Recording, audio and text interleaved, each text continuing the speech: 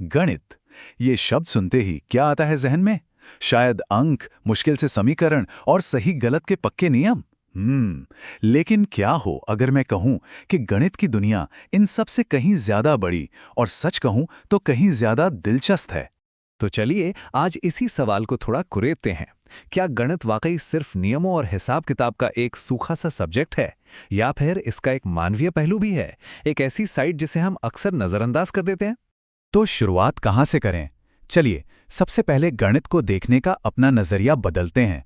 इसे सवालों के एक ढेर की तरह नहीं, बल्कि एक अनोखी भाषा की तरह देखते हैं। हाँ, एक पूरी भाषा जिसके अपने प्रतीक हैं, अपने चिन्ह हैं और अपनी एक खास शब्दावली है। तो ये गणित की भाषा आखिर है क्या? देखिए, असल में ये प्रतीकों, नंबर्स और खास शब्दों का एक बहुत ही पावरफुल सिस्टम है। और इसका मकसद सिर्फ एक है, कितने भी मुश्किल आइडिया क्यों ना हो, उन्हें बिल्कुल साफ और सटीक तरीके से दुनिया के सामने रखना। कोई कंफ्यूजन नहीं, कोई गलतफहमी नहीं। अब जरा इस पर नजर डालिए। एक ही बात को कहने के दो तरीके हैं।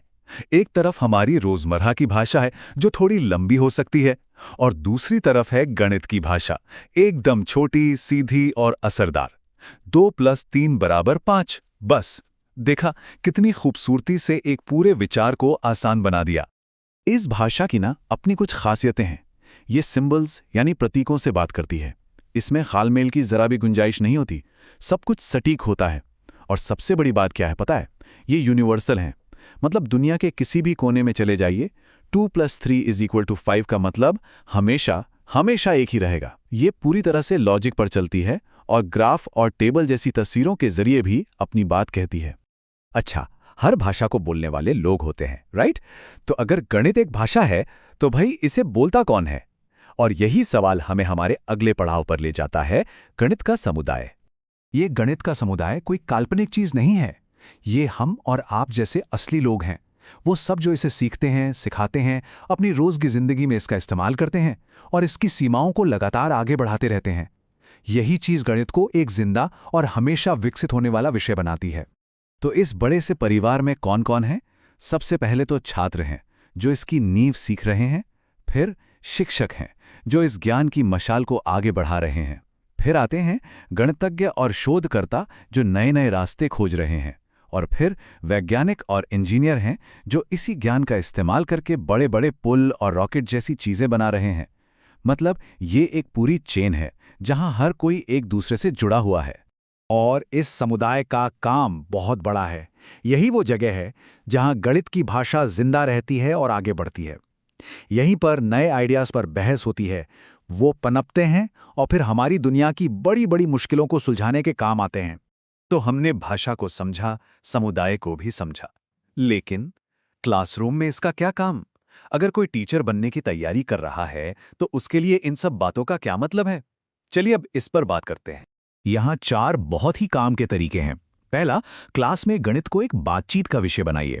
दूसरा, छात्रों को सिर्फ रटाना नहीं है, बल्कि हर प्रतीक और हर शब्द का मतलब समझाना है। तीसरा, उन्हें ग्रुप में मिलकर प्रॉब्लम सॉल्व करने के लिए बढ़ावा दीजिए। और चौथा, और ये सबसे जरूरी है, उन्हें अपनी सोच को समझाने का मौका दीजिए कि वो आखिर उस जवाब तक पहुंचे कैसे। तो इस पूरी चर्चा का निचोड़ क्या निकला? ये एक बहुत ही सीधे से समीकरण जैसा है। भाषा प्लस समुदाय बराबर है गणित की असली समझ। जब ये दोनों चीजें मिलती हैं तभी जादू होता है। इसे ऐसे समझिए, गणित की भाषा है क्या, यानी वो सारे औजार, वो सारे टूल्स जो हमारे पास हैं। और गणित का समुदाय है कौन, यानी वो लोग जो इन औजारों का इस्तेमाल करते हैं। एक के बिना दूसरा बिल्कुल अधूरा है। सोचिए, औजारों का क्या फायदा अगर कोई उन्हें चलाने वाला ही ना हो, है ना? और यहीं पर सबसे बड़ी सीख छुपी है, खासकर जो लोग आगे चल के टीचर बनने वाले हैं। हमारा लक्ष्य सिर्फ बच्चों से सही जवाब निकलवाना नहीं होना चाहिए। असली लक्ष्य है उन्हें अपनी सोच को, अपने तरीके को दूसरों को समझाना सिखाना। मतलब उन्हें गणित की भाषा में बोलना सिखाना। तो आखिर में मैं एक सवाल के साथ सबको छोड़ना चाहता हूं। हम अपनी क्लासरूम को एक ऐसी जगह कैसे बनाएं जहां छात्र गणित की सिर्फ नकल न करें, बल्कि उसे पूरे आत्मविश्वास के साथ बोलें? जरा सोचिए, इस सवाल का जवाब ही शायद गणित सिखाने का भविष्य तय करेगा।